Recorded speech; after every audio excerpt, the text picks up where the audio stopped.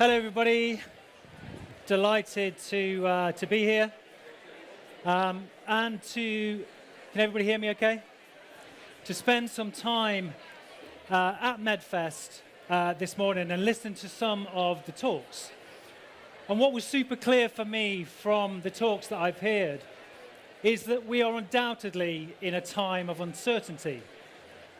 And our clients and brands face unprecedented change. But I think within this, the thing that will ride us through the storm that we're in is desirability. And it's the thing that's been inherent in humanity since forevermore and will continue to be forevermore. It's why I want to ask this question to start my talk. Are you desirable? You look like an amazing bunch of people, but this is actually a question I think all brands should be asking all the time. Because desire drives, frankly, everything. It's the thing that helps us decide one thing against a million other things on a daily basis, and it's, if you like, that need to have feeling. So desire should really be at the heart of every conversation with creativity, but it isn't. And maybe it's because desire is too uncomfortable. Maybe it's because it's too unconventional, or maybe it is just intangible. So this, I think, is where design comes in. Design is the tangible expression of great insight and great strategy. And what makes somebody or something desirable is the way they look, the way they sound, and the way they behave. But in branding terms, it is your compelling stories, your distinctive assets, and your memorable experiences.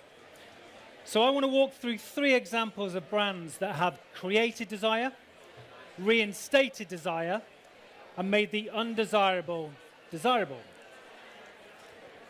So starting with a brand that created desire, cast your minds back a few years to when the choice for what you wanted to drink when you didn't drink was pretty limited, against a sea and a wall of alcoholic offerings.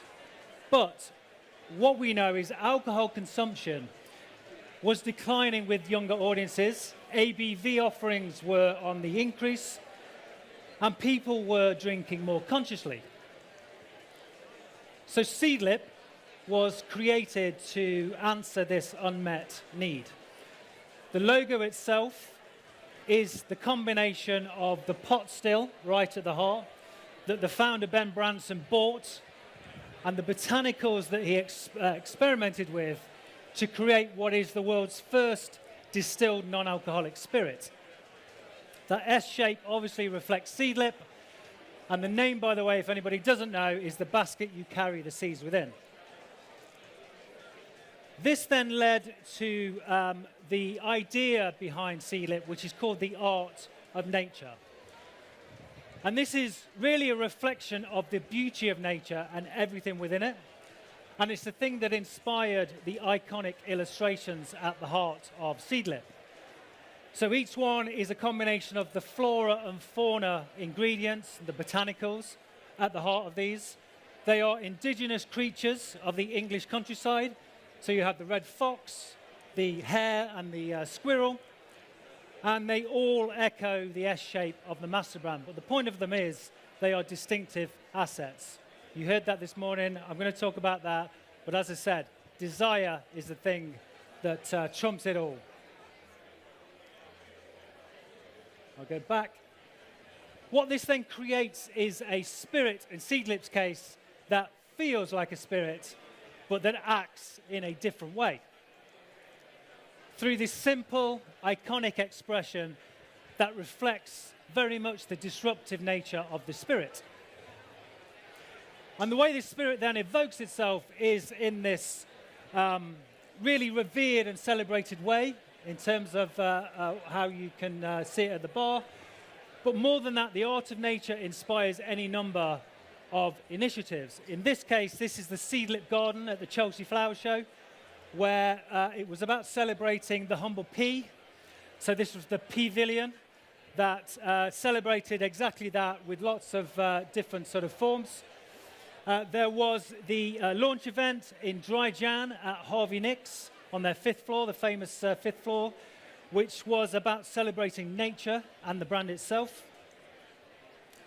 There was a pop-up store in Mayfair where customers were offered non-alcoholic cocktail making and flower arranging classes. And experientially, this was about how you could take the essence of Seedlip, the copper, the texture, and make sure all of this whole experience really evoked what this brand stood for, the natural heart of what Seedlip is. And it's a comms expression that is inherently rooted in nature. So what makes Seedlip desirable?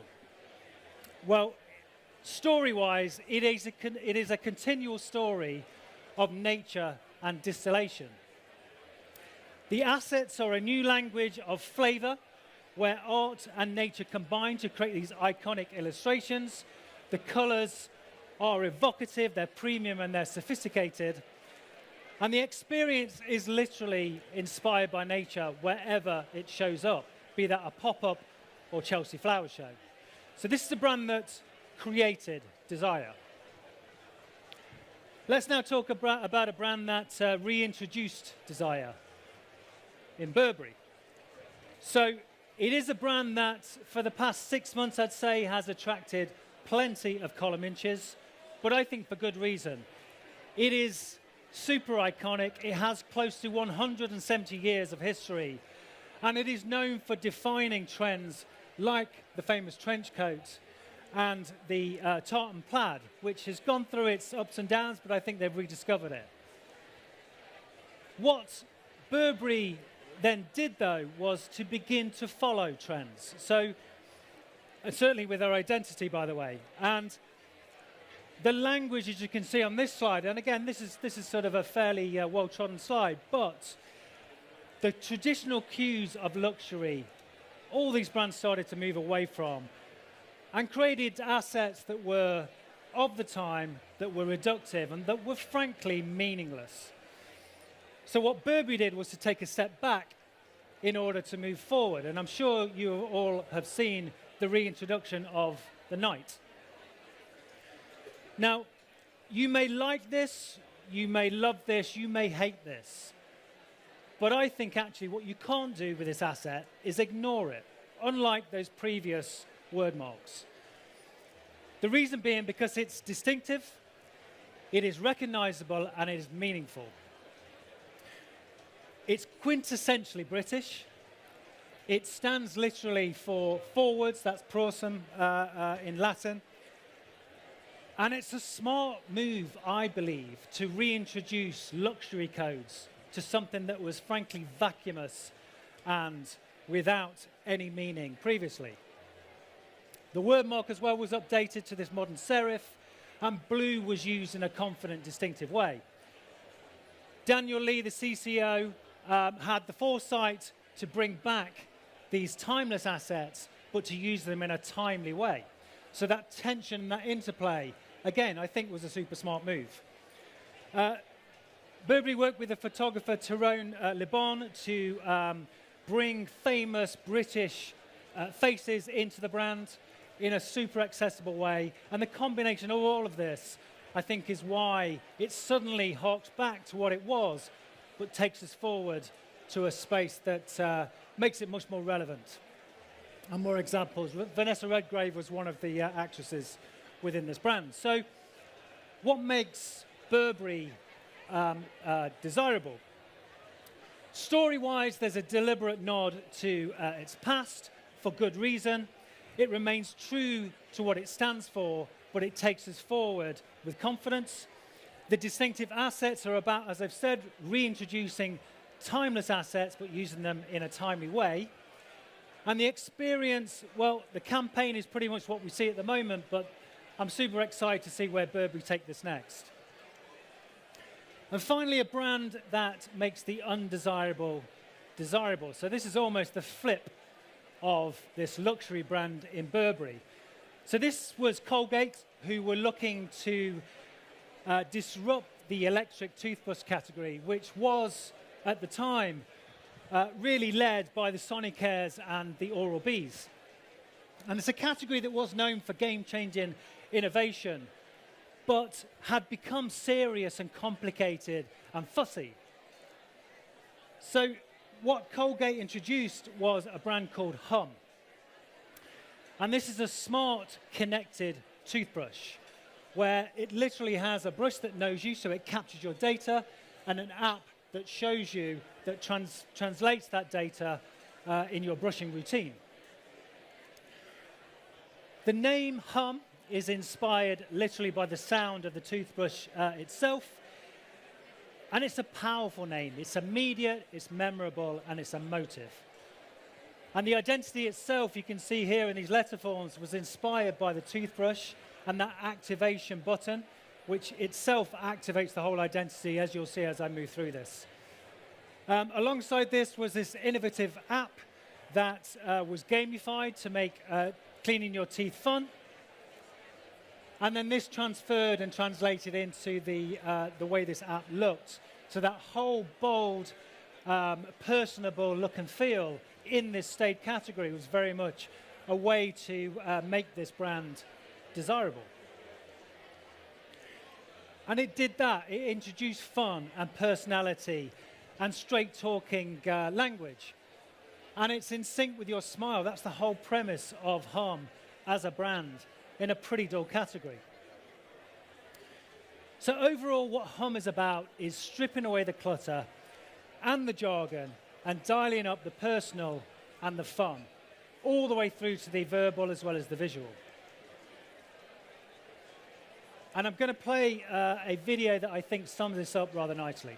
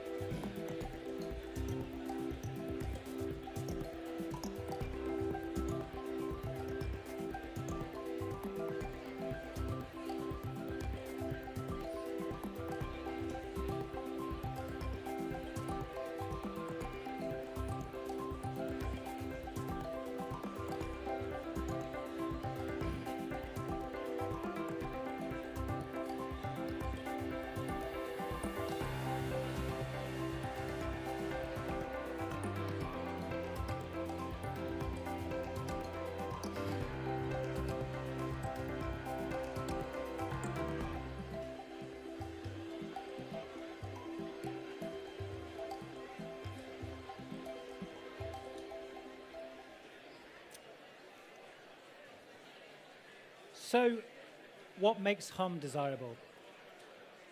Well, the stories are personable, they're fun, and they're engaging. The assets themselves, I've mentioned the name, but the colors, they're bold, they're cut through, and they are really cutting through that functional state category. And the experiences, as I've mentioned, are about this gamified app that puts the magic in the mundane. And as you can hopefully see from the examples that I've shared, desirable brands really lead, they don't follow. They are progressive and they look beyond the conventions of brand building, and they've got these three things in common. They understand truly what is at the core of the brand, and they amplify that equity. They also amplify their stories and their voice in meaningful ways, and they exude this across every touch point.